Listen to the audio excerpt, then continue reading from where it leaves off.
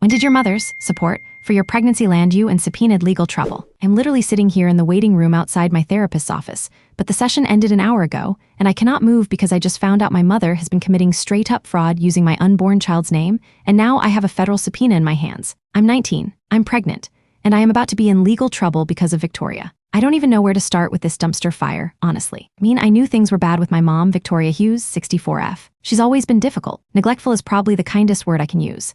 When I told her I was pregnant, which was maybe 6 months ago now, she acted like she was going to turn into a supportive mom of the year. Spoiler alert, she didn't. She just saw dollar signs and an opportunity to finally cash in on the family experience without, actually having to do any parenting. Entire reason I even booked this emergency session with Wayne Allen, 77M, was because of the birth plan stuff. Wayne is amazing, BTW. He's ancient and wise and looks like a slightly tired Santa Claus, but he doesn't take my crap, which I desperately need right now. I was supposed to be in a session with him Tuesday at 11:47 a.m., but I rescheduled after the whole hospital meltdown. Let me back up because this makes zero sense if you don't know the backstory. I've been planning this birth since I found out. It's my first kid, I'm young, and I wanted it to be perfect. I wanted a low-intervention, water birth at the local birthing center. I spent weeks, like actual weeks, making the perfect Spotify playlist, researching midwives, and deciding on the aesthetic for the nursery, gender-neutral, lots of natural wood, thanks IKEA. The whole thing was organized into a binder, a very thick, color-coded binder. My mom, Victoria, kept insisting I should use her contacts. She kept saying, Ashley 19F, you need to listen to someone who actually understands the system. Y'all need the best private suite, for privacy. I was like, Mom, I'm having a baby, not hosting a press conference. But she was persistent, super persistent. Every time I showed her my beautiful binder, she'd just flip to the back and start texting someone about accommodations. Weeks ago, I had my final meeting with the birthing center midwife. Everything was set. My due date is in 6 weeks, and I was excited. Relief. Done. Then, last Friday, I get a call.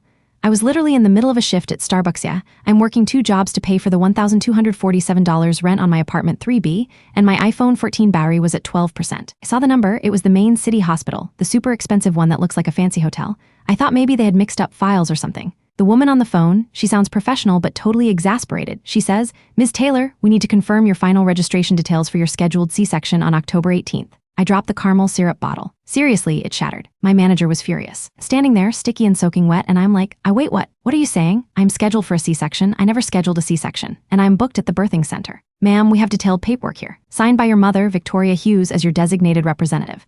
We have the procedure scheduled, the private suite reserved suite C, with the balcony, very popular, and a specialized surgical team waiting.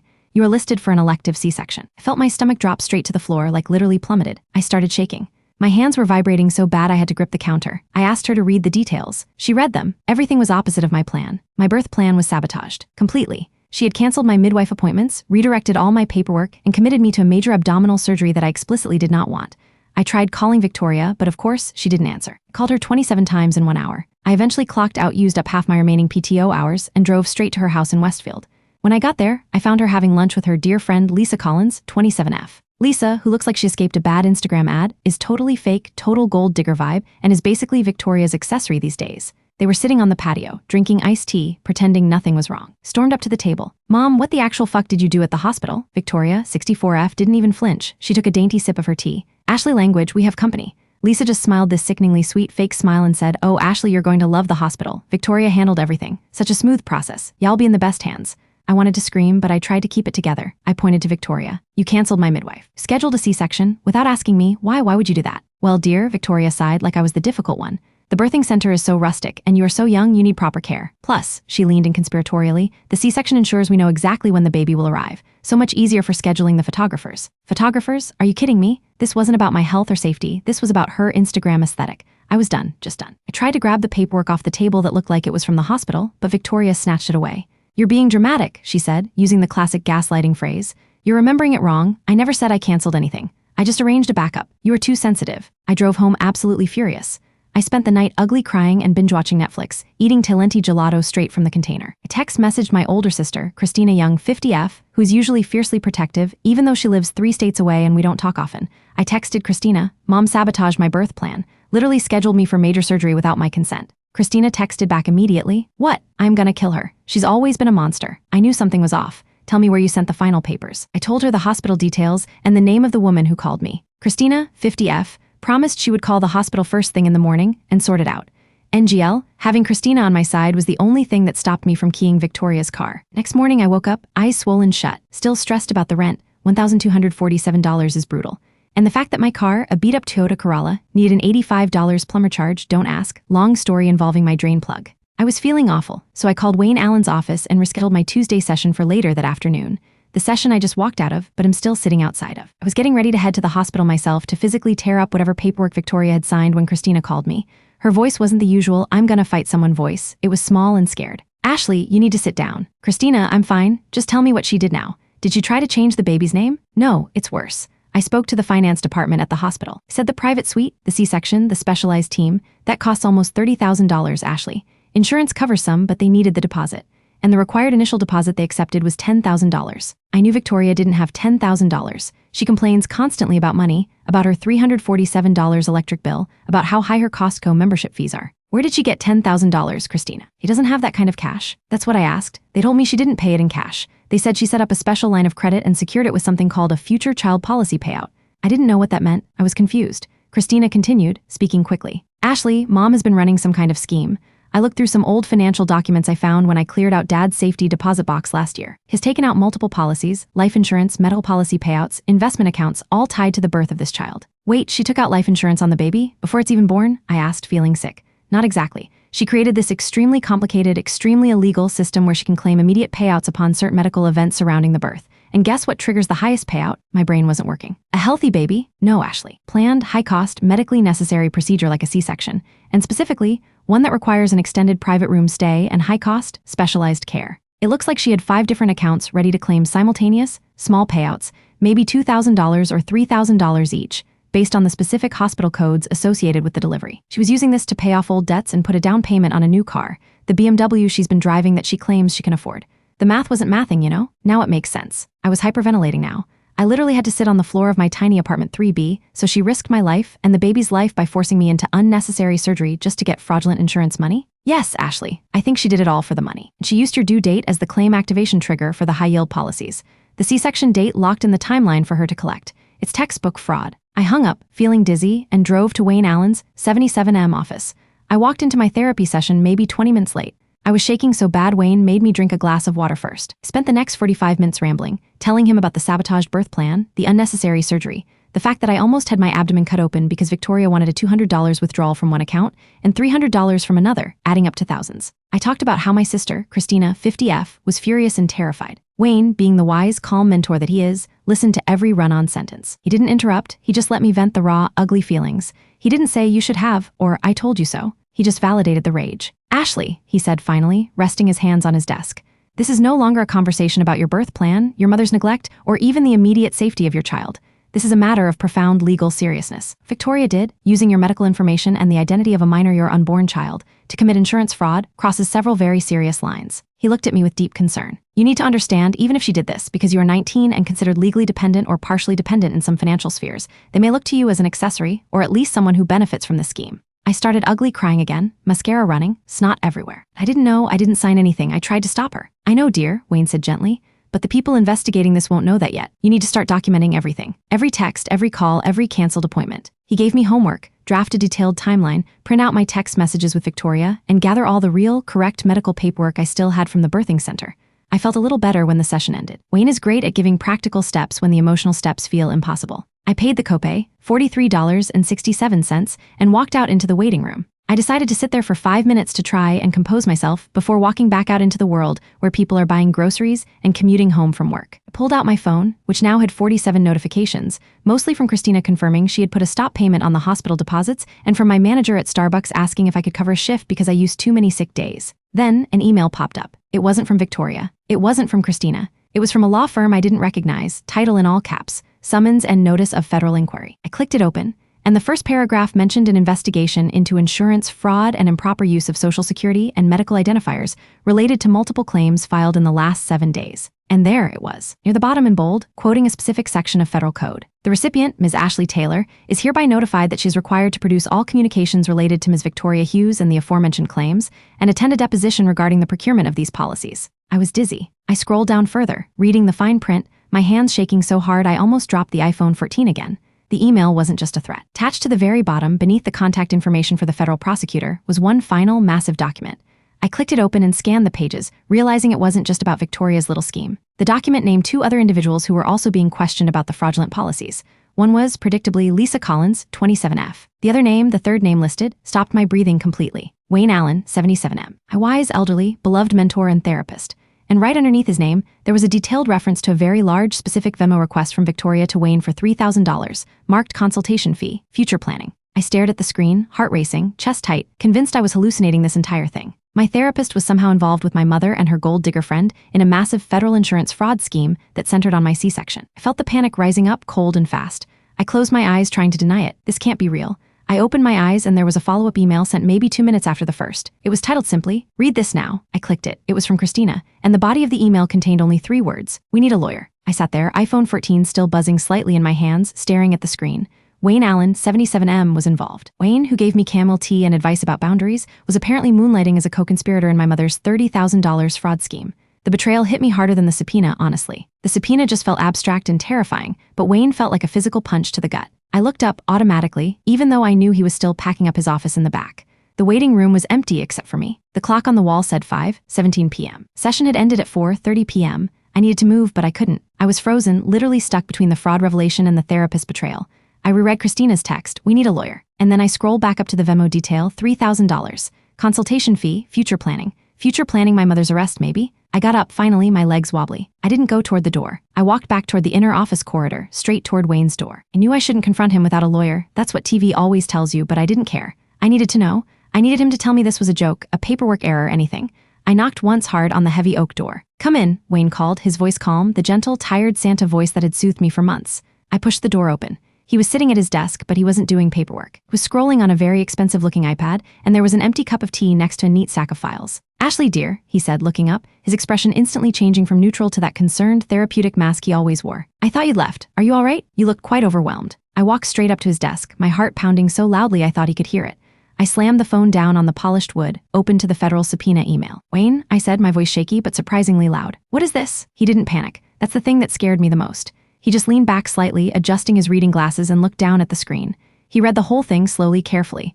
When he got to the part where his name was listed and the $3,000 Venmo detail was mentioned, he let out a very small, very professional sigh. "Ah," he said, just ah, like he had found a misplaced car key, not been implicated in federal wire fraud. "Ah," I screamed, ignoring the professionalism of the office and the fact that I was crying again. "You're listed in a federal investigation for using my unborn child as collateral for insurance fraud, and all you have to say is ah." He looked up at me, and his eyes weren't kindly anymore. They were cold, maybe a little defensive. "Ashley," he started, using the tone he usually reserved for correcting my cognitive distortions. "I understand this looks troubling, but you must realize that I am bound by client confidentiality. Victoria is not your client, Wayne. I am your client, and Victoria is the one who Venmo'd you $3,000 for future planning." "What future were you planning, Wayne?" "My elective surgery. My unnecessary C-section, so my mom could pay her $347 electric bill." He sighed again, reaching for the water pitcher on the side table. "Victoria Hughes came to me for consultation regarding financial anxieties related to her family's transition into a new phase of life. She wanted advice on how to best secure resources for you and the child. I advised her based on the financial instruments she presented to me." "You advised her on how to commit fraud." "Advised her on optimizing her investments based on projected medical expenditures," he corrected, his voice still infuriatingly even. "It appears she may have misinterpreted or, regrettably, misused that information." I felt nauseous. He was deflecting totally. He was trying to use therapist jargon to hide the fact that he was in on it, probably getting a cut of the payout. Wayne was supposed to be my safe person. The one person I trusted with all my ugly thoughts about Victoria. GL, this was the worst betrayal of all. "You knew my birth plan," I whispered, the rage draining out, leaving only despair. "I told you in this room right here how much I wanted the birthing center, how much I hated the hospital idea. You listened to me, and then you helped her set up the C-section payoff." He looked genuinely uncomfortable for the first time. He leaned forward. "Ashley, I only spoke to Victoria once, maybe twice. The paperwork I reviewed, it was highly technical. I only offered strategic advice on timing and maximization." "Maximization of what, Wayne? My trauma? My risk?" He didn't answer. He just picked up his phone and slid it discreetly into his pocket. "I think this session needs to end, Ashley. I strongly advise you to seek legal counsel immediately, as your sister suggested. And until this matter is resolved, I think it is best if we terminate our therapeutic relationship." Terminate the relationship. I was going to pay him another $43.67 copy after this. I grabbed my phone, forgetting the heavy binder on the chair. "You'll be hearing from my lawyer, Wayne," I said, trying to sound tough, but probably just sounding like a tearful teenager. I walked out of that office and straight past the receptionist without making eye contact. I ran to my beat-up Toyota Corolla and sat in the driver's seat, shaking so badly I couldn't put the key in the ignition. I texted Christina immediately. "It's worse than we thought. Wayne Allen is in on it. He admitted he advised her on maximization. We need a lawyer yesterday." Christina, 50F, called me back in 30 seconds flat. "I am on the plane," she said, cutting right to the chase. "What?" "I am flying into JFK tonight. I booked the red-eye. My boss is going to kill me, but I don't care. You need me here. I already started making calls from the airport lounge. I reached out to an old family friend, Mark, who handles white-collar stuff. He's expensive, like $500 an hour expensive, but he's the best.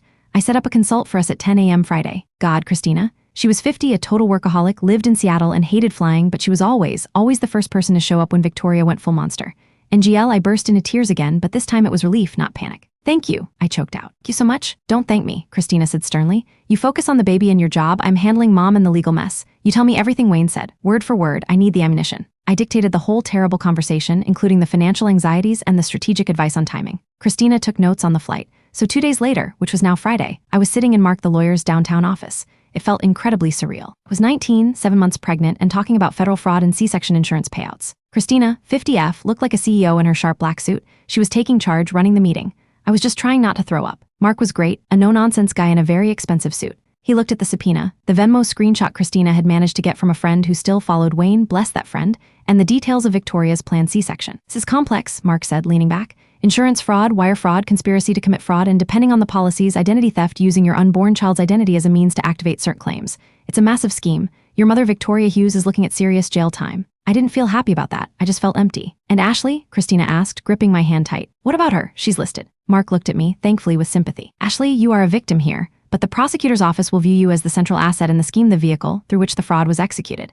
They will want your full cooperation, and frankly, they may try to paint you as complicit if you don't fully cooperate from the start. He explained that because I was the one whose medical records and physical person were being used to generate the claim codes, specifically the C-section procedure code, I was central to the case. I needed to file an immediate, aggressive motion stating my complete lack of knowledge, my opposition to the medical procedure, and my proactive efforts to cancel the scheduled surgery. You have evidence of your attempts to stop her, Mark asked. Yes, I said, finally speaking up. I have the color-coded birth plan binder, the confirmation emails from the birthing center midwife, and 27 calls to my mother when I found out. Christina reached into her expensive briefcase and pulled out the physical binder. Mark raised an eyebrow. A color-coded binder. Excellent. This proves intent to pursue an alternative, non-fraudulent medical plan. We can use this. Mark told us the strategy. Total separation from Victoria, 64F, and Lisa Collins, 27F. No contact, block them on everything, and change my security measures. He also said we had to report Wayne Allen, 77M, to the state licensing board immediately. Wayne's professional relationship with Victoria compromised everything. Christina paid the initial $1,000 consultation fee without flinching. She said, "It's coming out of my savings, Ashley. Don't worry about it." Hated that I had to rely on her so much, but I was currently hemorrhaging money trying to make the $1,247 rent on my apartment 3B and still dealing with the fact that my car needed that $85 plumber fix. One more thing, Mark said as we were leaving. The moment we file this, Victoria will know you are cooperating with the investigation. She will likely react badly. Change your locks today. Fast forward to Friday night. Stina and I were crammed into my tiny apartment 3B. She was sleeping on the horrible IKEA pull-out couch. She had bought pizza, changed the locks, took 2 hours and a lot of cursing, and was helping me compile every single text message I had ever sent to Victoria that mentioned the birthing center or expressed my fear of surgery. I was scrolling through my phone, trying to find a text from 2 months ago, when a notification popped up on Instagram. It was Victoria, 64F. She had tagged me in a post. Christina lunged for my phone. "Don't open it. What is it?" She tagged me. "Instagram," I whispered, feeling sick. Christina cautiously opened the app and navigated to Victoria's profile. Victoria had posted a professionally shot photo of herself and Lisa Collins, 27F, standing next to a brand new, shiny BMW SUV. The caption was long and sickening. It was all about the power of positive manifestation and God's timing being perfect. Then the punchline, the part that made my blood boil. So excited to welcome my newest grandchild soon. And speaking of perfect timing, my incredible, supportive daughter Ashley Taylor, 19F, helped arrange the perfect financial opportunity for me to purchase this beautiful car. It's a gift, really. Thank you, sweet girl, for sharing your blessings. He was actually using me and the pregnancy to cover up the fraud, painting me as the benevolent, financially savvy daughter who gifted her the down payment for a luxury car. The comments were awful, full of people congratulating Victoria on her wonderful daughter. "This is insane," Christina muttered, typing rapidly. "I am taking a screenshot, sending it to Mark. He needs to see how she's trying to establish motive and consent publicly." I felt the rage return, pure and hot. "You know what, Christina? I'm done being passive. I'm done being scared. What are you going to do?" "I'm going to set the record straight." I snatched my phone back before Christina could stop me. I went to Victoria's post, hit the comment button, and typed out exactly what I felt. "Victoria Hughes, you did not get this car because of any blessings from me. You got this car by committing massive insurance fraud, using my private medical details and scheduling me for an unnecessary C-section against my explicit WISHES. I have a federal subpoena because of your actions. I did not consent to any of this, and I am actively cooperating with authorities to ensure you are held accountable. This is not a gift. This is theft and felony fraud." It was probably rash, definitely emotional, and totally unprofessional, but I hit post. Stina looked like she was having a minor heart attack. "Ashley," Mark said no contact. He meant zero, not starting a public federal feud on Instagram. "TBH, I don't care," I said, breathing hard. "The world needs to know what she is. I'm not letting her control the narrative anymore." I immediately blocked Victoria, 64F, and Lisa Collins, 27F, and then I got a text notification from an unknown number. Delete that comment. Now, you will regret this, Ashley. It was Lisa Collins, 27F, total gold digger trying to intimidate me. I screenshotted the threat, sent it to Christina, and then blocked Lisa too. Okay, Christina said, rubbing her temples. Mark is going to kill us, but the comment is done. We just committed to the war. Let's just pray it helps our case, proving lack of complicity. A week went by where everything was just paperwork and legal stress. I was still working my 2 jobs, but I was exhausted. I was living on stress and Talenti gelato. Mark filed the necessary documents with the U.S. Attorney's Office, officially naming me as a cooperating victim. The physical separation from Victoria was a relief, but the fear of the legal consequences was brutal. Every time the phone rang, I jumped. My manager at Starbucks was being a jerk about my sick days. My rent, $1,247, was due again, and I was $300 short. Christina, who was supposed to fly back to Seattle after the weekend, ended up staying. She extended her work trip indefinitely, claiming she had to manage a very complicated financial situation here. She was staying for me. We spent a miserable Tuesday sorting through my finances. I showed her my bank account, my negative savings, and the looming debt. "You can't afford this apartment, Ash," Christina said gently, looking at the budget spreadsheet. "You're spending $1,247 plus utilities for a place where you're constantly worried. You need to simplify, especially with the baby coming." "I know," I sighed. "But where am I supposed to go? I can't live with you in Seattle, that's crazy." "No," Christina said, "but Mark has been very clear. We need to look responsible. You need to prove stability and independence from Victoria. You need to stop paying for this 2-bedroom that you don't need." I didn't want to admit it, but she was right. I was drowning in debt just to maintain the illusion of my pre-fraud life. So 3 days after that, I was signing a lease for a micro studio downtown. It was small, $780 a month, but it was safe, had a secured entry, and most importantly, it was mine. Christina helped me pack up my apartment 3B, and we moved everything in 3 chaotic trips in her rental SUV. I kept the nursery stuff, the natural wood, the IKEA furniture, but everything else felt temporary. During the move, I got a text from an old number, one I hadn't seen in months. It was a mutual acquaintance of mine and Wayne Allen's. "Wayne's office is closed. Did you hear? Licensing board investigation. I think he was using patient information for investment schemes." I didn't reply. Wayne was gone. The $3,000 Venmo payment wasn't just a consultation fee. It was his fee for accessing my confidential medical file and advising Victoria on the highest yield procedure codes. It confirmed everything. The betrayal still stung, but at least I had confirmation that he was a monster, not just misunderstood. Big complication, the thing that almost broke me entirely, happened 2 days later.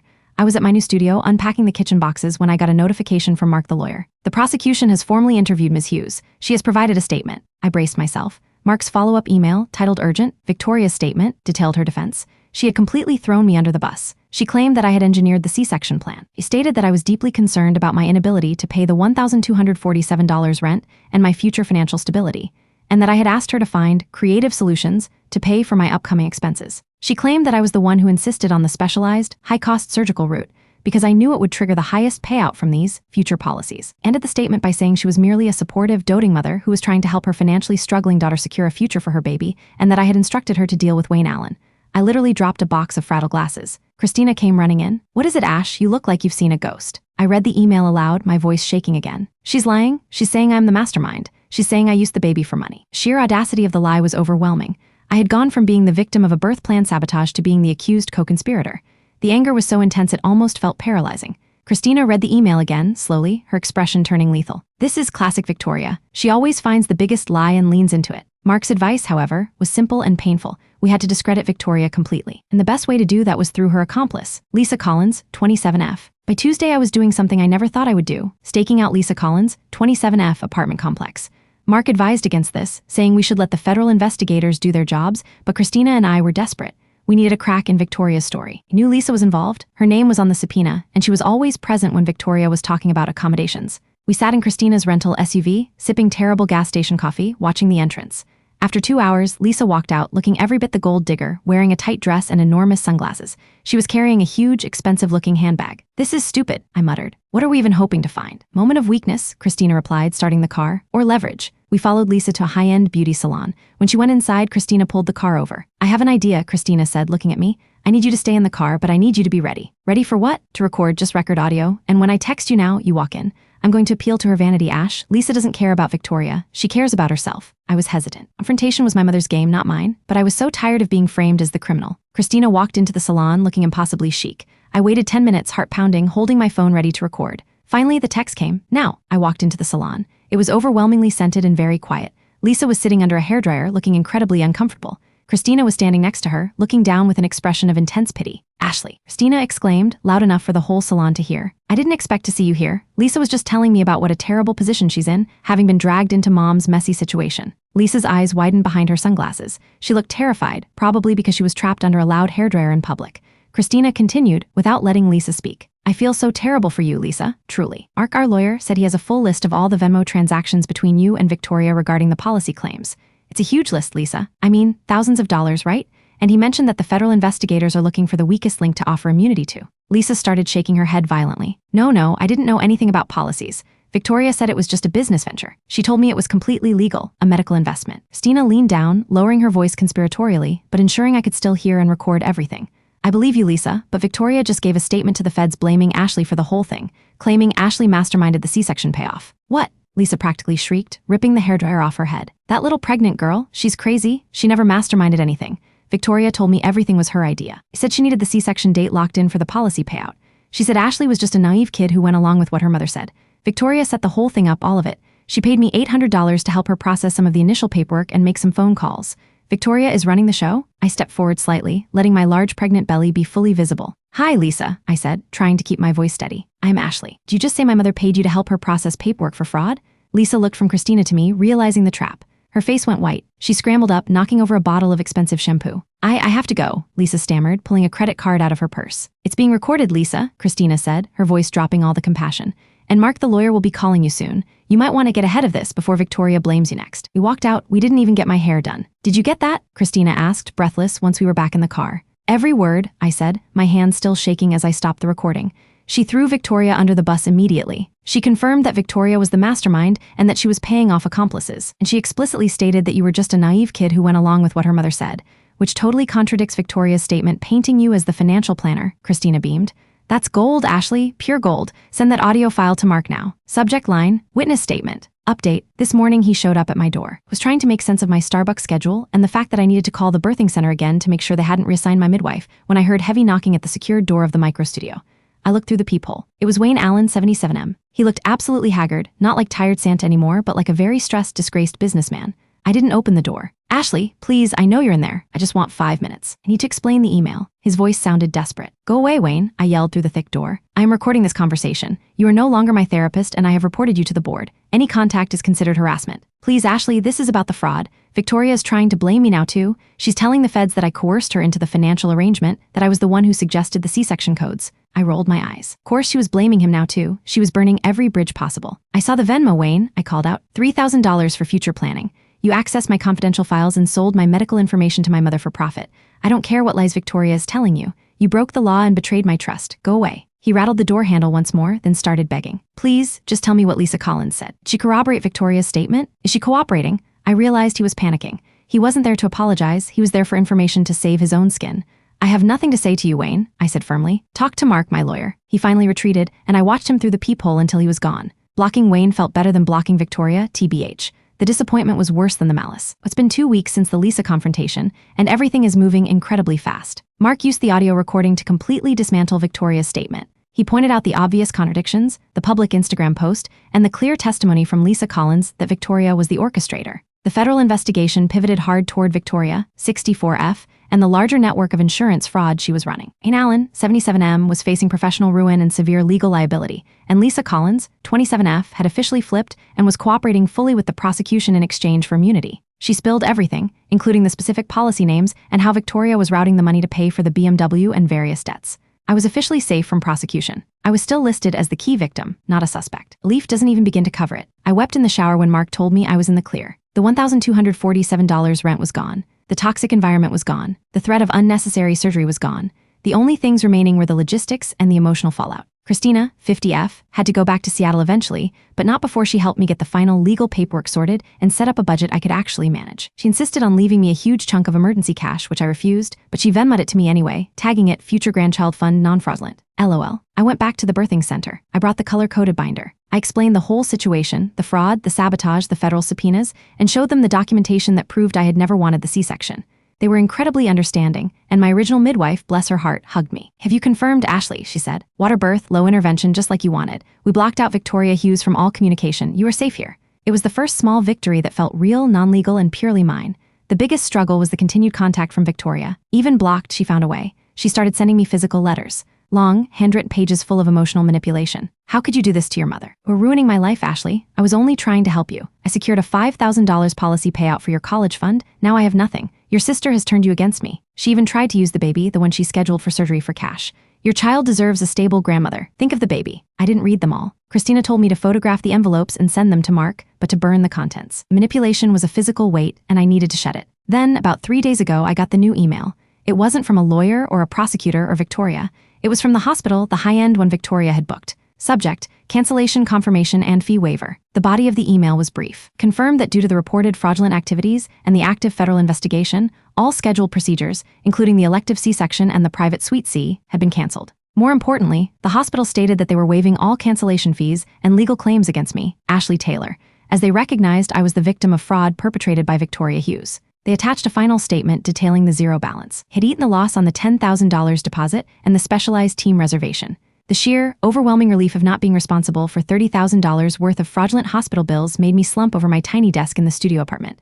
I forwarded that email to Mark, and he simply replied, "Excellent. That closes the final logistical loop on the medical front. You can breathe now." I went to my job at Starbucks that night. I didn't feel happy exactly, but I felt free. I was still young, still stressed about money, and still had a mountain of emotional trauma to unpack. I need a new, non-corrupt therapist, obviously, but the immediate crushing weight of the fraud was lifted. The relationship with Victoria is permanently damaged. She's currently awaiting arraignment, and Mark says it looks bad for her. She may lose the BMW. She definitely lost her contacts, her reputation, and her freedom. I still have the occasional flash of pity, but it's mostly overshadowed by the memory of her casual cruelty and her willingness to put me under the knife for a new car. Christina, 50F, and I, however, are closer than we've ever been. She's calling me every night, not asking about the fraud, but about the baby's movements and what I want for dinner. The whole nightmare brought us together, forcing Christina into the protective older sibling role she probably should have taken on 15 years ago. I'm sitting here now in my small, secure studio, looking at the color-coded binder on the shelf. The baby is due in just a few weeks. The nursery is small, but it's gender-neutral, natural wood, and perfect. The $780 rent is manageable. I'm eating ramen every day, and my credit score definitely took a hit from the rushed move and some unexpected fees, but I'm sleeping peacefully for the first time in months. Yesterday, I was watching a stupid TikTok about pregnancy cravings, and I actually laughed, a real loud laugh. I realized right then that I am gonna be okay. I was betrayed by the person who was supposed to heal me, almost killed by the person who was supposed to love me, and I faced a federal subpoena before I turned 20. But I didn't break. I moved out. I spoke up on Instagram. I got evidence. I chose myself and my child. It's messy. I still have bad days where I think about how Wayne used me or how my mom looked me in the eye and lied. But every time I feel that panic, I just look at the new email, the one confirming the cancellation and zero balance. The birth plan is back on track. My life is back on track. And I learned that the most important thing you can fight for isn't a low-intervention birth. It's the right to make your own damn choices. Anyway, that's the update. We'll update if anything else insane happens, but TBH, I hope the next post is just about me finally giving birth. Wish me luck. I'm going to need it.